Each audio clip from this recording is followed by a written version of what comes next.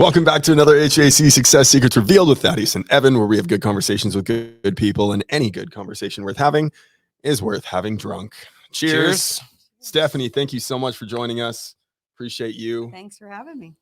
We had an interesting conversation last night. Yes, we did. Got a little spirited, a little fiery. A little fiery. Absolutely. Your story is incredible. So this is Stephanie Postell. She is with Anchor Heating and Cooling in South Carolina. First year in business, doing 1.4 million. She's been in the trades for 10 years now in a variety of different roles: business development, marketing, COO with the last company before this one, and operations manager for 7 years before that. So been all over the business, helped in a ton of different ways. How did you get into the trades? So I was a personal trainer, and I had two clients, a husband and wife, and they owned a heating and air company. Right. And I said, I think I'm going to go back to school and get my MBA. And my client said, I'd like to offer you a job in HVAC. And I said, what is that? And I said, no, thank you. I don't think I'm interested in that position. And that was on a Friday. And on Monday, he said, no, really, I want to talk to you about this position. And it was great. It really ended up fitting me. He had bought 4 companies. This was in 2012. And he was putting the companies together, and he had joined a best practices group. And he needed someone who would implement all of those best practices across the business. Right. And so I started, that was business development is what we called it at that point. And then it just grew into operations manager, because when you're holding everybody accountable to those processes, then you become the operations manager. You are now in operations. That's it. By default. That's it. Right. And we were very successful there. Actually, started about 4 million, and when I left, we were about 14. Wow. So lots of opportunity to see growth, of course, in a smaller company, and how that goes from 25 employees to 75. Right. So great experience. Learned a ton there. Definitely. Well, and that's one of my first questions then around that is, like, what were some of those big obstacles that you had to overcome in going from 4 to 14? Well, obviously people, right? Yeah. Because when you are smaller, and this was like 2012 was kind of pre the trades being what it is now, Right. right? It was still like, oh, you're an HVAC guy, or Right. it wasn't it was my first lesson with the technicians was you're the expert, and helping them put on a hat to say, like, you're the one that is going into this home, and and so you have to be able to speak to people, and honestly you have to be able to speak to women. Right. And I'm here to show you how to do that. And it was a lot of work, obviously, because they just weren't used to that thought process. And the ones that picked up on it became the ones that were more successful technicians. And it didn't necessarily mean they were the best technical technicians, but it was the ones who ended up being able to describe to the homeowner what they needed. And then the homeowner felt less sold to and more educated. And so, they were more successful. So again, learned a ton there. Also, I'll say, I wasn't the visionary. The owner of the company was, and I'm an integrator. So it was great to have somebody that said, here's what it's going to look like. Now I just need you to get me there. Right. And so I'm task oriented. Right. So I could, we're going to get a new building. Okay. Well, what does that look like? What does it look like when you get a new building and you've got to have your CSRs and your call center down for 4 hours while you move, because it's June. Right. And we planned to do it in February. Right. But we moved in June. So those kinds of things, you just, as an operations manager, that's just where I excel. Right. And so having somebody that had that vision, and then I could just go carry it out, really was a great experience for me. Again, back in that time, it doesn't seem like that long ago, but it was, we jumped on with Service Titan or around that time. And regardless, it was just software, whatever it is, it was new. You're going from paper to digital. So just a lot of things that, handing out iPads to people. Right. I mean, nobody had that. So those kinds of things where you just then have to learn processes for what if they get broken, what if they get stolen, all of those kinds of things. Again, just when I look back now in this business, I'm like, wow, we learned so much doing that. Right. So definitely a great experience. Mm-hmm. Now, obviously, a lot of positive things have come out of that. Now, the title of today's show is the challenges and struggles of business partners, and that's Right. part of your, the next leg of your story is, now you've moved into, and I don't want to speak out of tongue on some of the stuff that you Right. shared with us last night. Sure. And so moving in, you had business partners, you moved up into that other company, and then shit hit the fan. Yeah, it did. Walk us through some of the challenges and struggles of business partners. For sure. Well, I left the company that I was telling you about, and was really kind of recruited by a mutual partner or mutual business friend. And he said, I have an investor who wants to diversify and he wants to get into HVAC. He needs an operator. And so at first, of course, it was like, wow, that's interesting, maybe too good to be true. And so I vetted him, for almost a year, really, Wow. because Mhm. you're really trying to see, like, is this true? Is what you're saying? And I was in kind of a interesting position coming off of this other job, and I knew the skills and the knowledge and the connections that I had with people. But looking back, hindsight, I probably didn't value what I knew as much as I should have. Right. However, you think when you meet with someone and you are on the same page that it's going to go well. So we ended up going into business together. Keep in mind, my husband also is in the industry and has been for 20 years. Your husband, by the way, this lady's Yes. a rock. Yeah, this lady's a rock star. He is too, and Yeah. so I'm very lucky on that side. But it was really a package deal more than anything. I had the connection. Obviously, I could run the company, but to be able to have somebody to say, listen, I also have somebody that can do the work and understands the technical side. And by the way, is also going to be the license holder, right? So it's this whole package. And so we really were thinking about trying to buy a small company. And again, this is 2018, 2019. So none of this PE stuff nobody's thought about that yet. It's starting, but it wasn't but what it is no. now. And so we really tried to find a small company and we couldn't, and we just decided we're just going to do it organically. And so we did. David and I actually got married February 15th of 20. Mhm. And we opened our first company on March 3rd of 20. Wow. Yes. And then COVID hit. And then COVID hit. We were coming back from our honeymoon like, why are these people wearing masks? They look stupid. So little did we know. That's right. That's right. But so, started the company and just went, full steam ahead.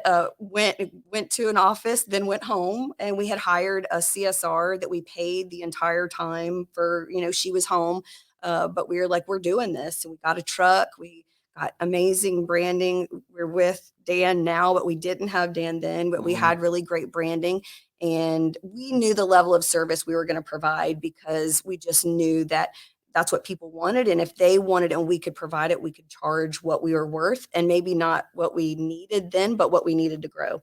Right. So we did, we got started, and it went well. And actually about 2 months in, we were in a supply house and we came across a guy and he was fussing about his company, ready to get out. And I got in the truck and I said, we're buying that company. Mm-hmm. And so we ended up with about a $500,000 company. And we ended up buying it, and it really gave us the kind of the bump. We ended up doing $1 million the first year with 4 of us.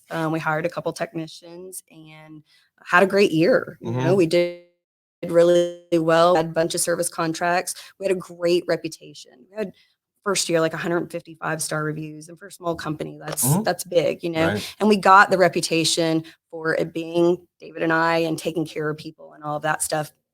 End of that year, investors there, right? He's in the background, but he's not involved in the day-to-day. Like, we are the owners of the company. Right. And we bought another company towards the end of 20 and rolled into the next year, quadrupled overnight, basically. And we're rolling, had amazing employees, everything that you think a little company should be and how they should do, and people and culture and all of that. firing on all cylinders. We had literally just gone through meetings with every person in the company. They were like, this is the best place I've ever worked. They were all happy. And in the background, there was a little like, I can't get financials. And I was in an AB group, I was in an accountability group, and I kept going every month, and I had a business coach. And I was like, I can't get the financials, right? Like there's something, but we got to keep going. I mean, we got price increases, we got people that need HVAC, like we got to get going. Yep. And so it got towards the end of 21, it just got rocky, and it hadn't been. It had been, good, but some relationships came in. Investor brought in someone, his own CFO, which was mostly his company. So what could I do? Mm-hmm. But I needed to see the numbers because I needed to be able to run a profitable company. Luckily, I had good CRM, so I could kind of keep my eye on that. And we got to the point where we were having a meeting, and we went in, and he fired us. That's it. You're fired. And we were like, what? And on top of that, we were accused of wrongdoing. And let me just tell you, I never lost a night of sleep over any wrongdoing, because I know there is no wrongdoing. However, it was self-serving because of that. It was written into our contracts that we did not vet properly, that we lost all of our ownership because it was for cause, even though there was no cause. Wow. So, yes. So imagine that at the beginning of December, right at Christmas time, and all this stuff. And literally we're on this high because we have this amazing group of people who are performing like just amazingly. And it was really more a thing for us where we're like, we're sad for losing that, right? Not the money, not all of that stuff, but the potential of people and what they were doing and what they were achieving and how they felt taken care of in a company. There was a Wednesday morning, and it was raining. And I remember sitting in the service meeting the morning before, and I said, I just want y'all to all know that this doesn't happen in companies all the time. Like, people don't perform like this. They don't like each other like this. So you need to sit here for a second and go, this is something special. Right. And then the next day that happened. So wow. It was tough. It was really tough. And I think, again, kind of why we're here to talk about is that we, thank goodness it was David and we had great people around us, but nobody can understand that loss at that point. Well, it's your baby, right? Your company is it's something that you've put your blood, sweat, and tears into to be able to grow, and just to have it gone like that, right? Because somebody's decision, right? Well, and also because we were disparaged in it as well, right? Our reputations were tarnished for no reason. Like, it didn't need to be. If you didn't want us to work there with our profitable company with 500 5-star reviews and all this good stuff, which I'm not really sure, if you didn't want us to, you could have done it a different way, right? But you can't tell that story until later, right? And I guess it really gives us there's lots of hindsight, right? There were lots of things that we should have looked at differently, but what you find out once you start talking to people in our industry is that it happens more than you know. Yep. So with that, and I'm glad you mentioned the word hindsight, because I was going to say the exact same word. And so looking at the experience that you went through, being able to shed some light, pull back the curtains, to be able to help somebody else who, and especially now, like right now, you see a lot of private equity firms, you see a lot of partnership deals that are coming down the line all over the place. And I'm not singling out any one particular person, by the way, when I'm saying this, whether the deals are good or bad, but looking at that hindsight, knowing what you know now, what are some things that people should look out for? What are some advice and some tips for you to give them so this doesn't happen to somebody else? Well, I think we know our first mistake was that we didn't have representation, because in the time we were like, this has to be a great deal. And we we were lulled into, you're going to be owners, you're going to get ownership. And so we were like, we're going to retire from this company. So we didn't do our due diligence. So that's completely on us. There's no question. But I think also, I'm sure that an attorney would have said this to us, but the way you read things when you're in the mindset that you are. So I never read, if you get fired for this, I can do this, right? Because I was like, I will never do anything here to get fired for. So it wouldn't have mattered, I think, to me in certain parts of it if I had read it. I just wouldn't have read it that way, right? I mean, I know what I'm bringing. I know what I'm going to do and what I'm going to provide you. So why would I think of it that way? And in hindsight, we both, we should have. That would have protected us. I'm sure that there are partnerships and all of that that stuff that can be good, right? Because there's a lot of money to be made, and you can still keep doing what you want to do, making a salary, and you got money in the bank. Like, I'm not saying that isn't a great thing one day. But for us, it was like we had all the stuff. Right. I mean, we had all the knowledge and the relationships, and we didn't monetarily quantify that. And I know that it's difficult to do that, but we should have done a better job of that, because with us leaving, they're struggling. Right. And so that shows you exactly where the value was. So I think it's really just to be truly diligent about protecting yourself. And then some part of it is just to believe in yourself that you can do it. Because you have all of those resources and you've made the mistakes. So you probably can do more than you think you can. A good contract lawyer. Yes, no doubt. Well, and I'll get you in a second just on the lawyer thing. It's like we think differently, right? The toughest part about law school is getting into law school, and then they teach you how to think like a lawyer, right? We don't know how to think like lawyers, but they see it completely different, and their job is to protect you. Yes, definitely. And I wish we would have. But there's also things that when you get fired and you're laying in your bed at night trying to figure out what you're going to do next, you also become very resourceful.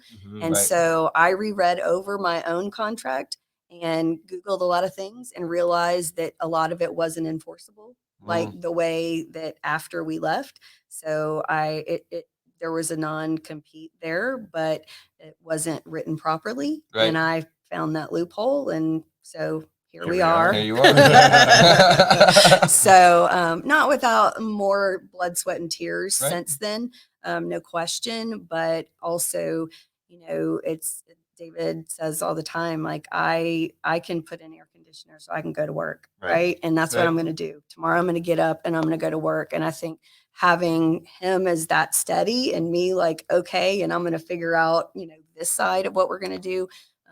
That's definitely been the blessing in it as well. So. Do you want to read David's comment on there?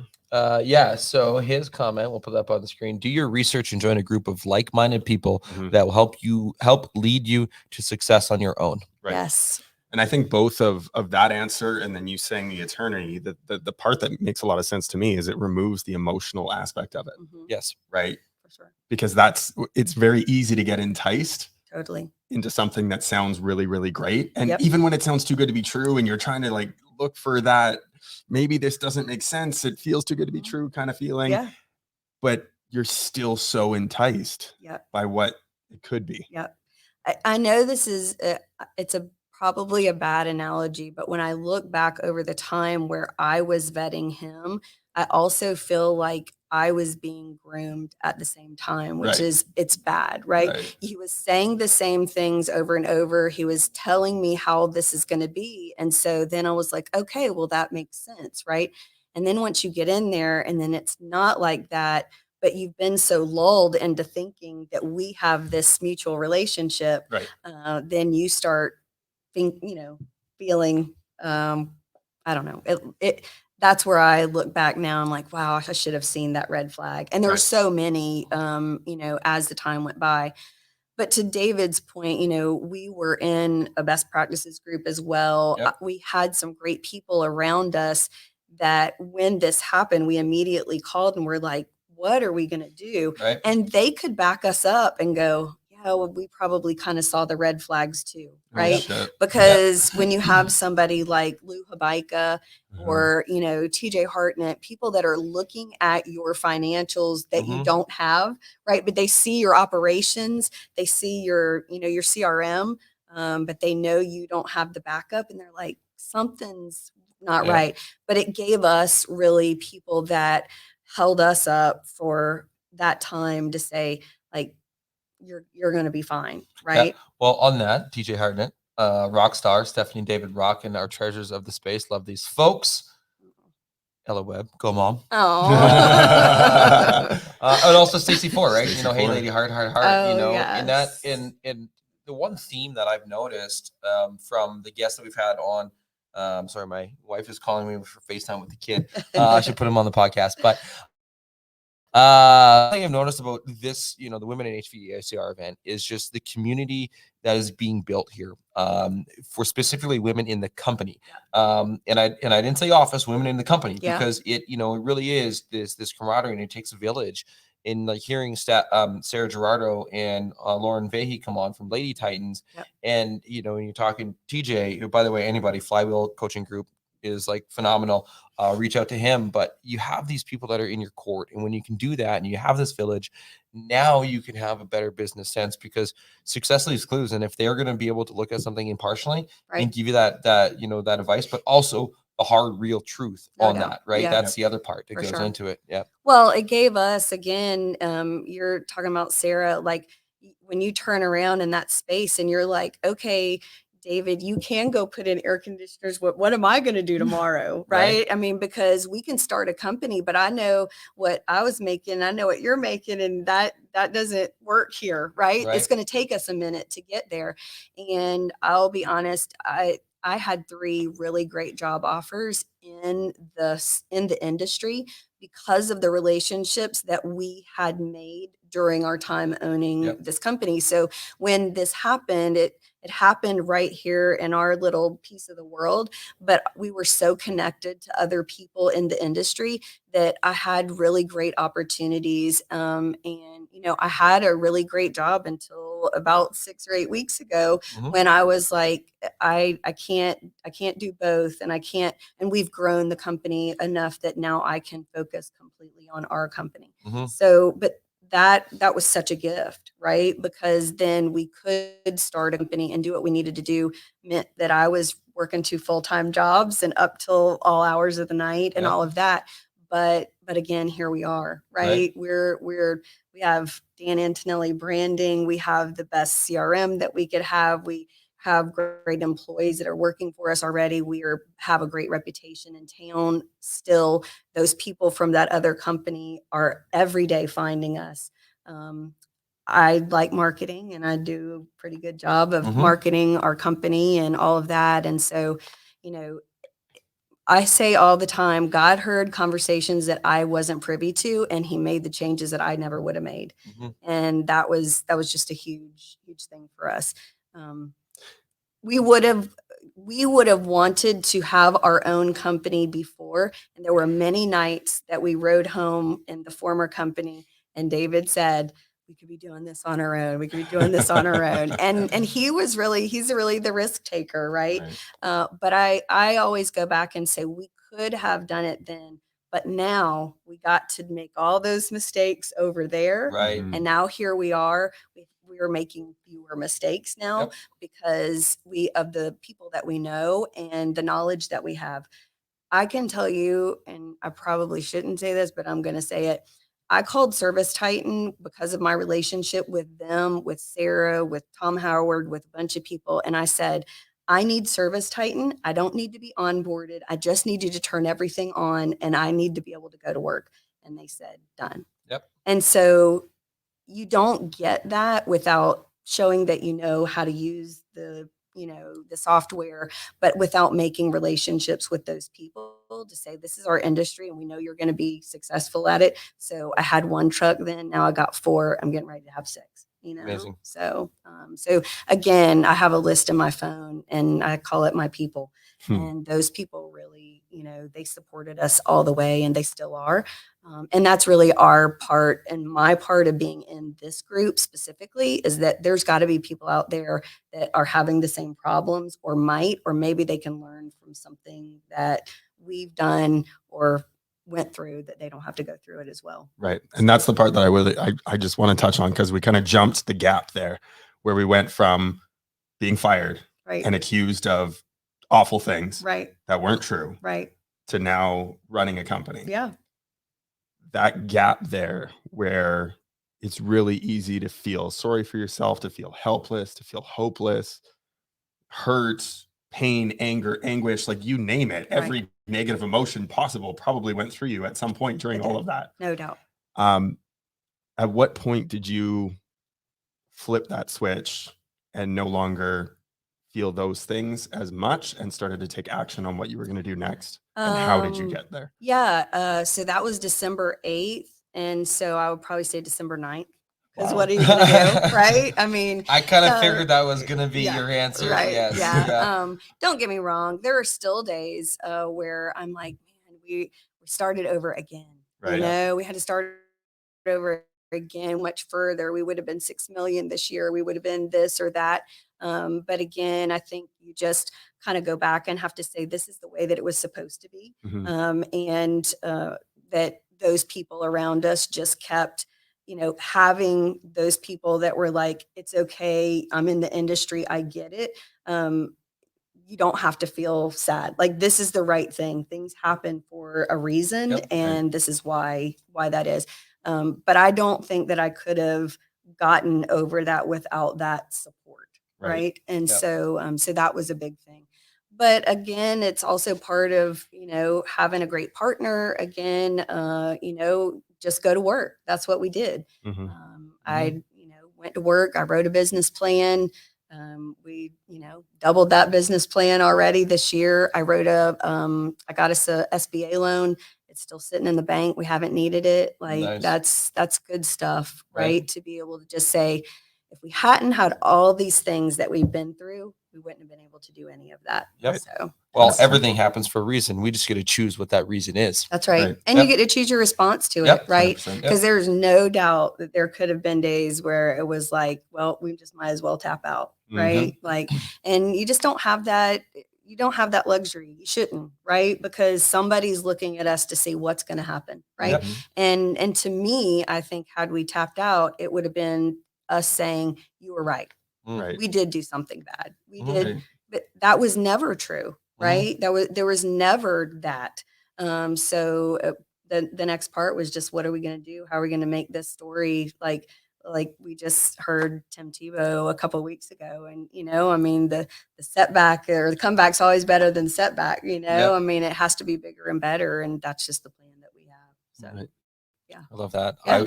I think we could keep going on this conversation, but we are at the 30-minute mark. And we That's try to right. keep these to 20 minutes. Yeah. So I will wrap up with one final question. yes. And that is, what is one question that you wished people would ask you more, but don't? Oh, geez. I don't know. That's a hard one. I don't know. What would they ask me that they don't? That you wish people would ask you more, but don't. How do you do it? Right? Like, I wish people would feel comfortable enough to say, I want to do that, or just be comfortable enough to say, I don't know. And maybe I see something that you're doing, ask for help. Right. I mean, that's the biggest thing for me, is that if I don't know, I'm going to find somebody who does. And somebody smarter, somebody who's done it better. I want to be sitting in the room with the $10 million companies, not with the $1 million companies. Yep. Right. I want to be with whoever's bigger and better because they've figured it out. Yep. And so somehow I can do that. So I think, ask me how, right?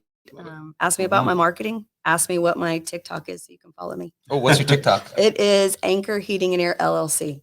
Cool. It's so fun. So If you want to see Stephanie dance, that's where you go. You're not going to see that on there. You're definitely not going to see that. We'll But make sure that we get a Yeah. recording of you tonight dancing. Oh, Put on your yeah. TikTok. I don't know about that, right? We're not posting that. So, but yeah. Well, thanks for letting me, kind of maybe tell a little bit of our story, because hopefully there's somebody out there that gets get a little hope out of it. I love So, it. I love yeah. it. Well, and definitely biggest nugget for me out of this episode is find your tribe. Yes. Right. Surround yourself with the best doubt. people. Yeah. There's no doubt about that. And this industry is the best for that. Mhm. There is no doubt that everybody is always willing to help out and step in. And that's really what it is, stepping in the gap when you don't know what to do. 100%. Yeah. I think David, he's laughing. I think he wants to see videos of you dancing later. Yeah. Awesome. Well, Stephanie, it's been sure. an absolute treat. Thank you for being raw. Thank you for being vulnerable. Yeah. It truly means a lot to us that you can unpack that and help out. So, That's secrets revealed. right. Absolutely. There you go. Pulling back There it curtain. is. So, and That's until it. next time. Cheers. Right. Well, that's a wrap on another episode of HVAC Success Secrets Revealed. Before you go, two quick things. First off, join our Facebook group, facebook.com/groups/HVAC Revealed. The other thing, if you took one tiny bit of information out of this show, no matter how big, no matter how small, all we ask is for you to introduce this to one person in your contacts list. That's it. That's all. One person. So they too can unleash the ultimate HVAC business. Until next time, cheers.